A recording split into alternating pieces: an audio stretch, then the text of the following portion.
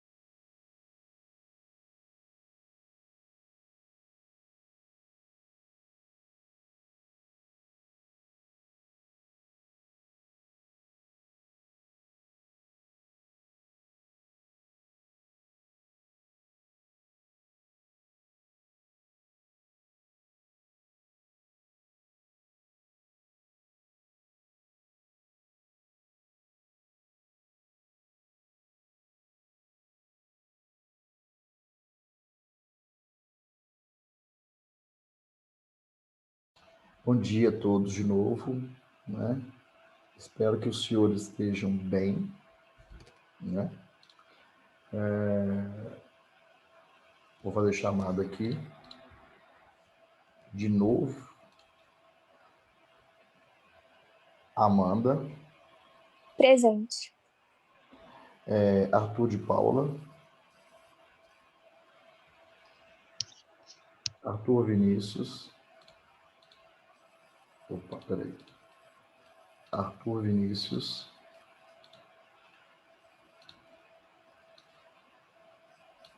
Bruna.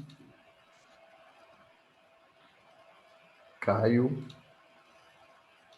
Camila. Clara. Clarice. Presente. Eduarda. Edviges. Presente. Elisa. Presente. Gabriel. Presente. Opa, que falta, desculpa. Gabriele. Presente. Gledson. Gledson sumiu também. Ismael. Presente. Ó, Jennifer, João Pedro, Larissa, Presente. Lívia, Presente. Lucas Hernandes, Mariana, Presente. Matheus Augusto, Presente. Rian, Rômulo, Rômulo já sumiu de novo. Samuel, Presente. Tawane, Vitor Ângelo, Vitor, Presente. ok, Vitor Gabriel, Presente. João. Presente. Presente. Beleza. Ó, vamos lá. Cadê? Dutra, bom dia. A Eduarda, para te avisar, ela não vai conseguir ver a aula porque ela vai levar o animal dela no veterinário. Ela falou que vai te passar um tipo comprovante depois. Não, Explicar o porquê. não precisa disso não. Beleza. Agora que problema não. Então vamos lá. Aqui. Então, retomando. Quais os fatores da guerra? Primeiro, o fator imperialismo, ou seja, as disputas por mercados e matérias-primas entre as grandes potências europeias. Segundo, isso vai levar a uma corrida armamentista, ou seja, essas potências vão se armar para proteger suas colônias e seus territórios, obviamente, principalmente Alemanha, França e Grã-Bretanha. Segundo, os movimentos nacionalistas, pan-eslavismo, pan-germanismo, revanchismo francês, né, contra os alemães devido à Guerra Franco-Prussiana e ao Alsácia-Lorena. Esses são os fatores da guerra. Isso vai levar, então, a essas políticas de alianças. A primeira aliança, de 1882, né, Alemanha, Império Austro-Húngaro, Itália, e a Tríplice Entente, de 1893, Grã-Bretanha, França e Rússia. Qual que é o estopim da guerra? Né? Inicia-se lá em 1808 com a crise dos Balcãs, né? Com essa disputa balcânica entre o Império Russo, de maneira externa, né? Entre o Império Russo e o Império Austro-Húngaro, né? As questões da Sérvia e tal. Qual que é o estopim efetivamente? O assassinato do Francisco Ferdinando, lá na Sérvia, né, na Bósnia, perdão, lá em Sarajevo. Então, o Império Austro-Húngaro declara a guerra à Sérvia após essa rejeitar o ultimato, que exigia reparações. Uma sequência de declarações de guerra espalhou o conflito pela Europa. Né? Aí se começa a Primeira Guerra Mundial. A guerra é dividida em 4 fases, né? 4 anos de destruição. A primeira fase, né? De 1914 a 1915. Depois eu acho importante a gente fazer a leitura disso aqui. Então, é a fase inicial, né, da formação dessas alianças. Em 1915, então, a Itália passou para o lado da Entente, veja aqui, ó, né, porque eu esperava receber o controle das regiões que estavam sob domínio do Império Austro-Húngaro. Né? Pensou-se, eles vão ganhar a guerra, quer dizer, a Itália pensou assim, ó, a Entente vai ganhar a guerra, e aí, como botim de guerra, eu vou abocanhar tá? Uns territórios ao norte lá, Trieste, por exemplo, é isso, ao norte da Itália, que não eram territórios italianos, que deveriam ser anexados, portanto, à, à Itália, né? E aí nós temos, então, o movimento de guerra. Muito bem. Senhores, é isso que eu falei com vocês. Daqui em diante é decoreba. Entendi como é que a guerra começou, por que essa guerra começou, quais são os interesses que estão em volta do início dessa guerra. Essa decoreba. Então vamos agora só entender como o decorrer da guerra. Eu vou fazer essa leitura aqui, né, que é uma leitura, o livro chama Primeira Guerra Mundial, né, da editora Contexto, é um trecho só. É um texto a seguir, o historiador estadunidense Lawrence Schulthouse, né, apresenta um trecho sobre a história da Primeira Guerra Mundial na África. Obviamente que os africanos também. Isso é importante, porque já caiu no Enem, veja bem, já caiu no Enem e teve uma quantidade de erros gigantesca. Questão sobre a participação, aliás, sobre a Primeira Guerra Mundial na África, porque até então a história só concentrava, né? A história concentrava o estudo da Primeira Guerra Mundial como se tivesse acontecido só na Europa. E não. Essas potências tinham colônias na África. E essas colônias também aliciaram africanos para lutar na guerra. Tá? Isso é importante, isso costuma cair em prova. Há pouquíssimo tempo que colocam isso em prova, porque é um tema que até então era muito pouco. Então, veja, a guerra, é, a guerra na África subsaariana, ou seja, ao sul do Saara, concentrou-se nas 4 colônias alemãs. Togo, Camarões, está errado aqui, tá? É Camarões. Sudoeste africano alemão, atual Namíbia, e África Oriental Alemã, atual Tanzânia, menos Zanzibar, mais Ruanda e Burundi. Como as colônias do Pacífico, veja, a defesa dos territórios era precária, o que tornava vulneráveis a ataques a partir de terras aliadas vizinhas. Desde o início ficou claro que a Alemanha nada podia fazer para salvar essas colônias, deixando que seu destino fosse determinado pela velocidade e força com que os aliados decidissem atacá-los, principalmente a Grã-Bretanha.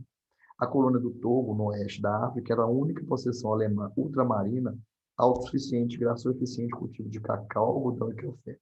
Estreita faixa de terra que faz fronteira com a Costa do Ouro britânica, atual Gana, e o Dahomey francês, hoje Benin. Também era a mais vulnerável das colônias alemãs na África.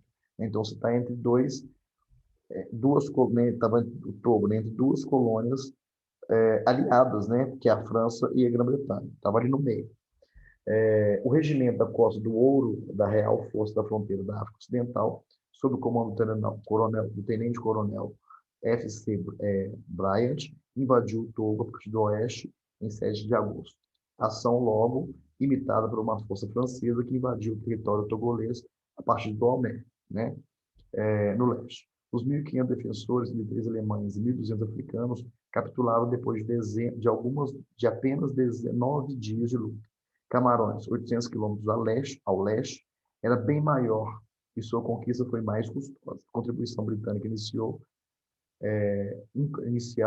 incluiu unidades da RWAFF, originárias de Nigéria, Serra Leoa, Gâmbia e Costa do Ouro, sob o comando do general Charles Dobell, além de cruzadores da Marinha Real em mais de uma dúzia de embarcações fluviais na Marinha da Nigéria.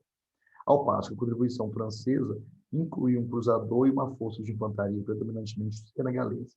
Os cruzadores forneceram apoio de artilharia para 4.250 soldados aliados, 2.500 britânicos e 1.850 franceses, que tomaram a costa colonial, Douala, em 27 de setembro. Tropas aliadas logo atacaram a colônia de todos os lados, mas o contingente principal que tinha tomado Douala permaneceu junto ao litoral para defender suas conquistas, caso os cruzadores de Spee, comandante da esquadra alemã, aparecessem. Então, você vê que a disputa ali é por território, por mercado consumidor, na África. Então, essas grandes potências aliadas, né, França e Grã-Bretanha, estão tomando as colônias alemãs. Né? Quer dizer, elas estão se aproveitando dessa ideia de guerra para anexar mais territórios coloniais na África aos seus territórios. Então, as operações ficaram em suspenso até dezembro de 1914, quando notícias de derrota da esquadra alemã nas Ilhas Malvinas liberaram as tropas para lutar continente adentro, seguindo pela principal via férrea da colônia até Yaoundé, outra importante cidade camaronesa. Um ataque inicial a Yaoundé no verão de 1915 fracassou, mas a segunda ofensiva conseguiu tomar a cidade em 1º de janeiro de 1916. A essa altura, a força aliada em Camarões já aumentara, incluindo quase 15.000 soldados, 8.000 franceses, 6.500 britânicos e 500 belgas. Nesse inteirinho, o sudoeste africano alemão sobrevivia mais tempo do que deveria, devido a problemas internos da vizinha África do Sul, onde a maior fissura da população branca não se dava entre falantes de inglês e de africanos, mas entre os afrikaners, provocando um racha entre moderados que tinham aceitado o jugo britânico e os velhos boeres, que não tinham, os boeres holandeses. Em agosto de 1914, o primeiro-ministro Louis Botha, ex-general Boer, que emergira como líder político dos africanos moderados, assegurou a Londres que a África do Sul não só tinha meios de se defender sozinha, permitindo que a guarnição britânica partisse para a França, mas também se comprometia a invadir o vizinho sudoeste africano alemão, que é a Namíbia, né? Uma vez que, na ocasião, a esquadra de Spee ainda estava navegando livremente. Os britânicos deram prioridade absoluta à destruição das estações de rádio sem fio alemães nesse lugar aqui e na Baía de Lumberhitz. Fora isso, a guerra teve início lento para a Força de Defesa da União, liderada por Botha, porque os velhos boeres entre os oficiais sul-africanos viam o apuro em que estavam metidos os britânicos como uma oportunidade de ouro para reafirmar sua independência.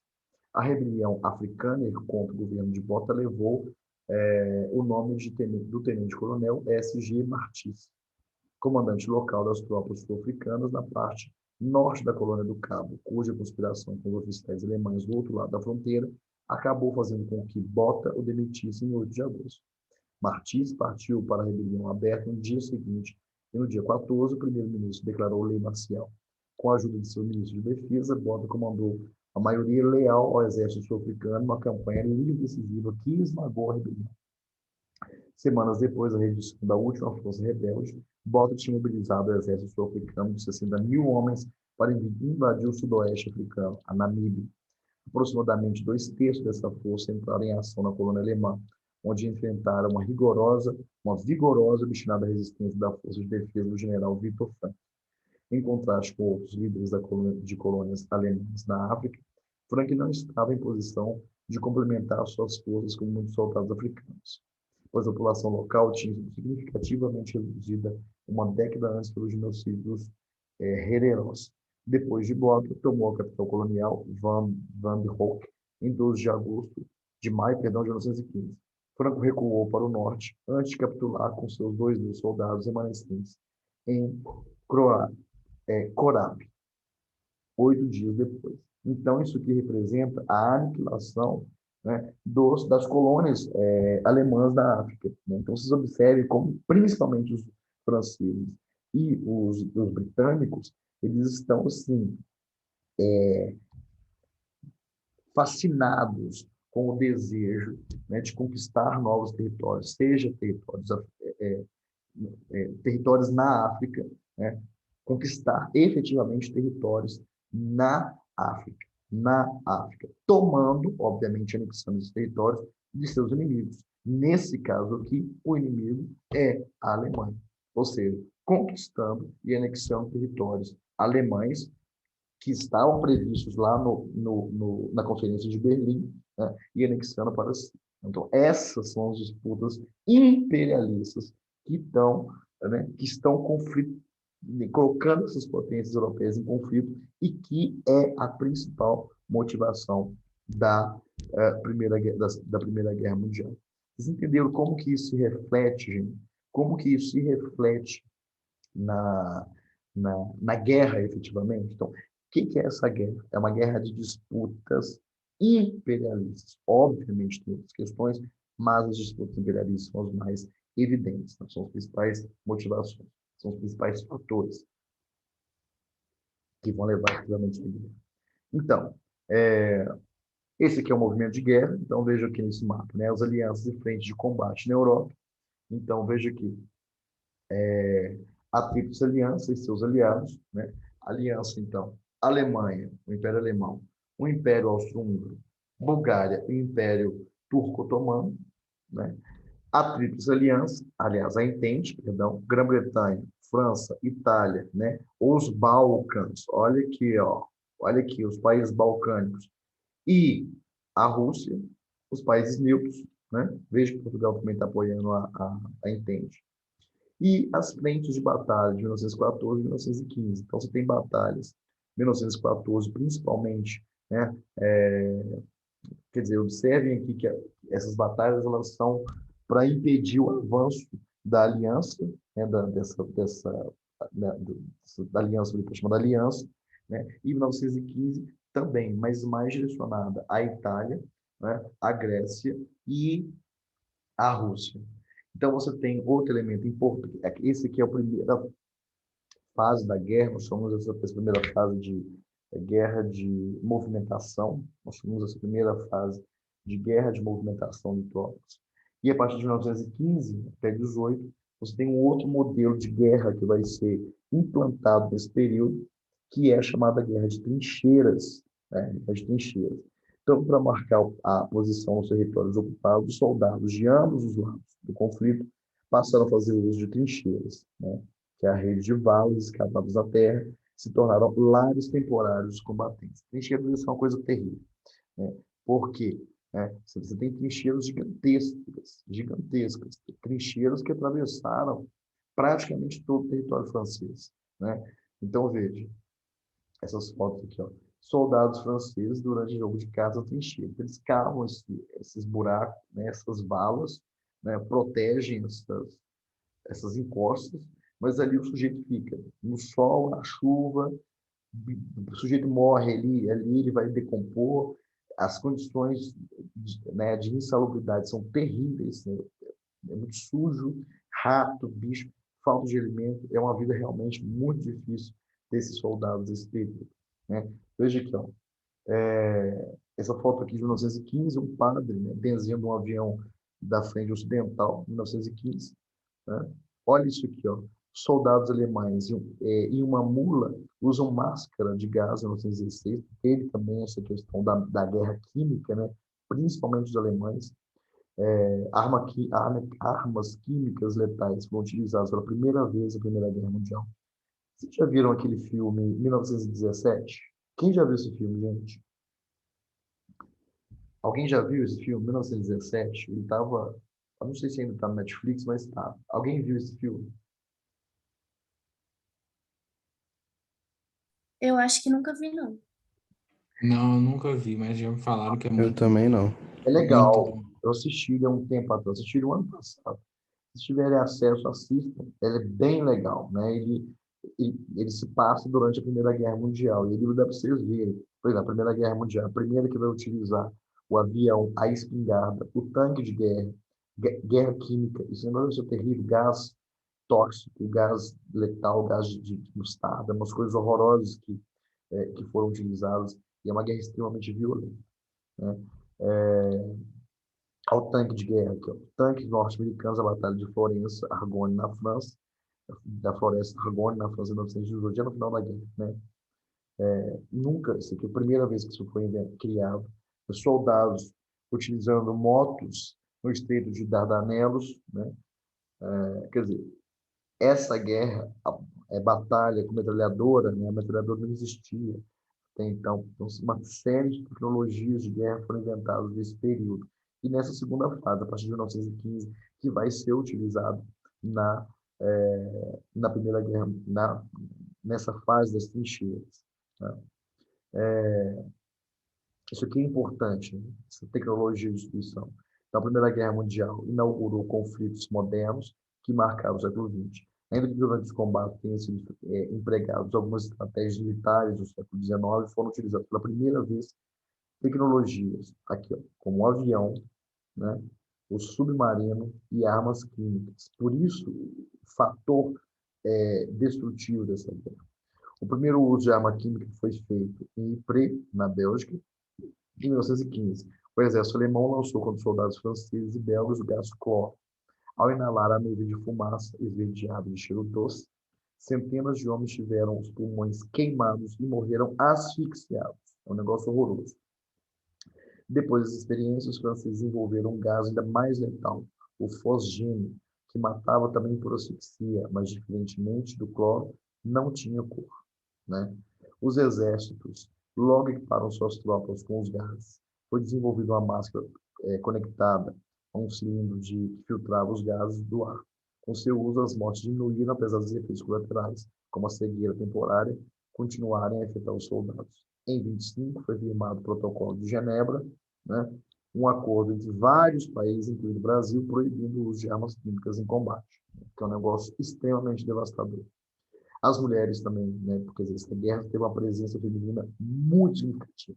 Aliás, a Primeira Guerra Mundial, ela vai inaugurar um novo mundo, né, em relação à mulher, porque por ter sido uma guerra extremamente violenta, né, a força de trabalho da mulher, quer dizer, grande parte dos homens, como gênero masculino, vai morrer na guerra. Então, a mulher, né, ela desponta como um sujeito no mundo do trabalho, efetivamente, a partir da Primeira Guerra Mundial.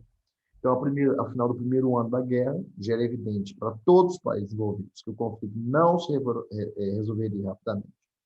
Então, como quase toda a população masculina europeia estava nos campos de batalha, coube às mulheres preencher os postos de trabalho. Veja, especialmente na indústria bélica, ou seja, na indústria de armas.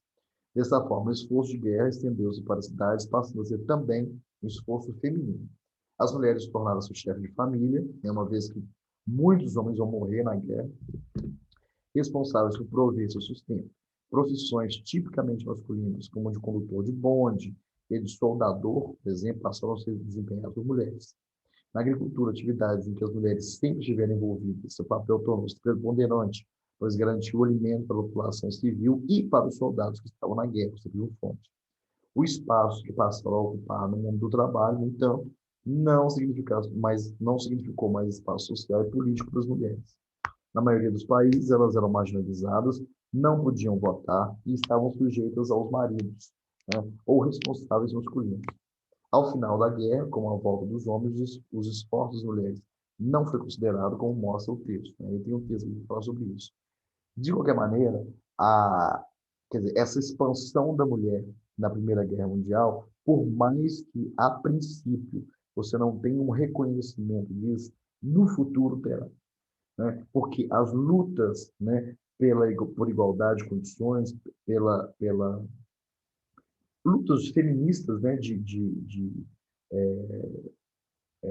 pautas feministas, né, como a equiparação de salários, direitos para a mulher, a questão do sufrágio, né?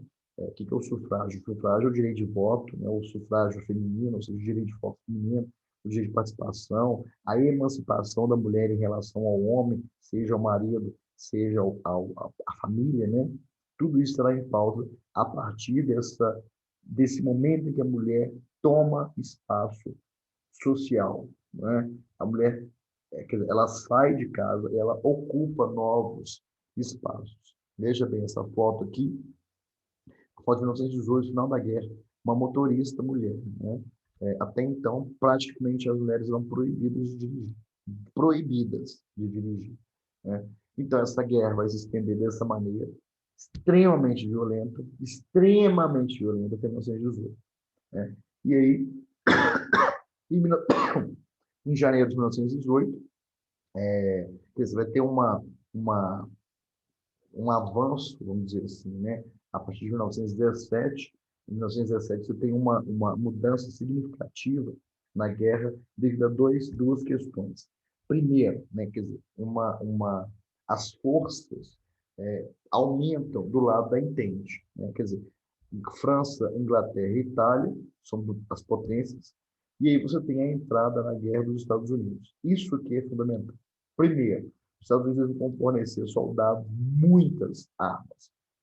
E segundo, os Estados Unidos não sofrem ataques em seu território. Eles vão lutar fora, né? Quer dizer, a Europa vai estar devastada pela guerra, mas o território americano não será atingido. Não tem guerra nos Estados Unidos. E em 1917 também, a Rússia sai da guerra, vai retirar da guerra, pela Revolução, né, de 1917. Então, em outubro, eu acho que até antes de outubro, né, acho que fevereiro, se não me engano, em fevereiro de 1917, a Rússia sai da guerra, né, devido como eu falo, devido à Revolução, né, a Revolução Russa, ela tira a Rússia da guerra, né, a Rússia declara o armistício. Então, a guerra acaba em 1918, né, com a rendição da Alemanha e a vitória, obviamente, da Entente. A Alemanha será considerada a principal responsável pela guerra, né? Tipo assim, qual foi o motivo da guerra? A Alemanha. Quem que foi a causadora da guerra? A Alemanha. Quem que é a responsável pela guerra? A Alemanha. Colocaram todas as coisas praticamente em cima da Alemanha. Isso aqui eu já falei. Então, você tem destruição em massa, 10 milhões de mortos aproximadamente, a apresentação dos 14 pontos de Wilson, que era o presidente dos Estados Unidos, Woodrow Wilson, isso aqui vocês têm que saber, isso aqui costuma cair em prova, né? O presidente Wilson, ele apresentou os 14 pontos, que são, na realidade, 14 hipóteses, 14 possíveis soluções para uma paz. Então, são 14 propostas apresentadas em 1918 pelo presidente dos Estados Unidos, Woodrow Wilson, durante um de seus discursos no Congresso estadunidense. Entre os pontos sugeridos por Wilson está, primeiro, a abolição da diplomacia secreta, a liberdade dos mares, né, a eliminação das barreiras econômicas entre as nações, a redução dos armamentos nacionais para evitar uma nova guerra e a revisão da política colonialista, que levou à guerra. Né? Outro elemento, fechei o negócio aqui, gente, que doido. Outro elemento importante, né, quer dizer, a paz de Versalhes, o Tratado de Versalhes, que possuía a Primeira Guerra Mundial, se baseou nos 14 pontos. De alguma forma, embora nem tudo tenha sido incorporado no Tratado de Versalhes, que possuía a Primeira Guerra Mundial, mas são soluções, né, até muito avançadas, propostas pelo Wilson.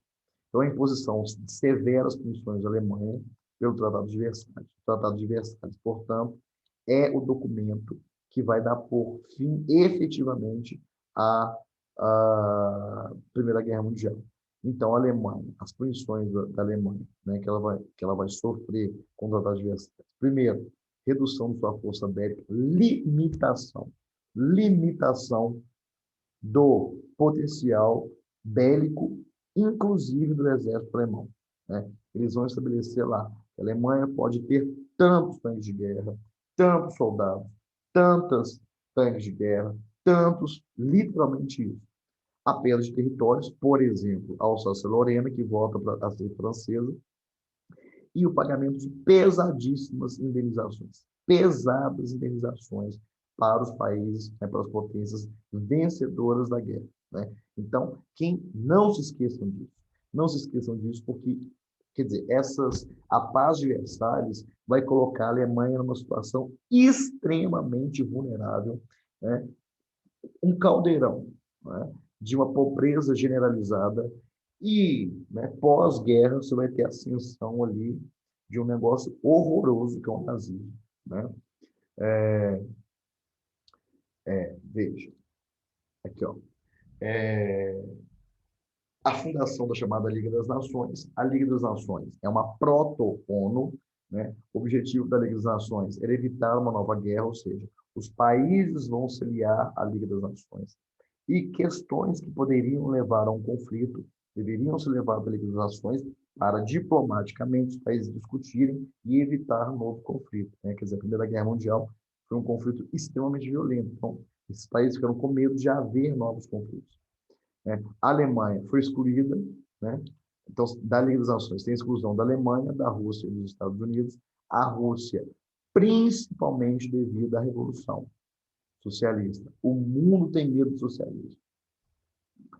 O desmembramento dos impérios austro-húngaro e do Império Turco-Otomano e a formação de novos estados, veja aqui, né? Então, veja aqui, ó, que o Império Austro-Húngaro vai virar a Bulgária, a Turquia, né? E outros países do leste europeu. O Império Austro-Húngaro, veja, vai se desmembrar em Tchecoslováquia, em Hungria, em Iugoslávia, territórios, olha aqui, ó, do antigo Império Russo, vai se desmembrar em outros países, a Finlândia, Estônia, Letônia, Lituânia, Polônia, né? E o Império Austro-Húngaro, né, que é esse amarelinho aqui, vai ser desmembrado, inclusive a Áustria, tá, gente? Vai ser desmembrado em vários outros países, então deixa de existir. A ascensão né, com o fim da Primeira Guerra Mundial, aí você vai ter a ascensão dos Estados Unidos como a maior potência econômica, militar e política do mundo. Até então, a maior potência econômica, política e militar do mundo era a Grã-Bretanha. Com o fim da Primeira Guerra Mundial, então quem vai assumir essa liderança serão os Estados Unidos. Principalmente porque os países europeus, aí você tem um deslocamento do eixo econômico e político para a América, os Estados Unidos, que estava até então na Europa. Os países europeus, eles terão que se reconstruir. Eles estão destruídos. França, Grã-Bretanha, Alemanha, os antigos países que foram do Império estão destruídos, terão que se reconstruir.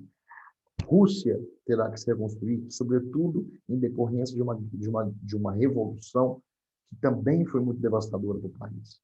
E aí você tem o início dessa ideia de polarização política na Europa, né, que será o período entre guerras, de 1920 a 30, que nós vamos estudar isso depois, né, esse período entre a Primeira Guerra e a Segunda Guerra Mundial, que aí você vai ter a ascensão do fascismo, não é? Do nazismo, não é? Entre outras coisas, as crises econômicas que vão acontecer nesse período, sobretudo nos Estados Unidos, né? A crise de 29. Então, durante a guerra, alguns países latino-americanos puderam exportar matérias-primas para a indústria bélica. No Brasil, a impossibilidade de importar produtos europeus manufaturados propiciou o desenvolvimento industrial nacional. Então, aqui foi bom para o Brasil de alguma forma, né? Quer dizer,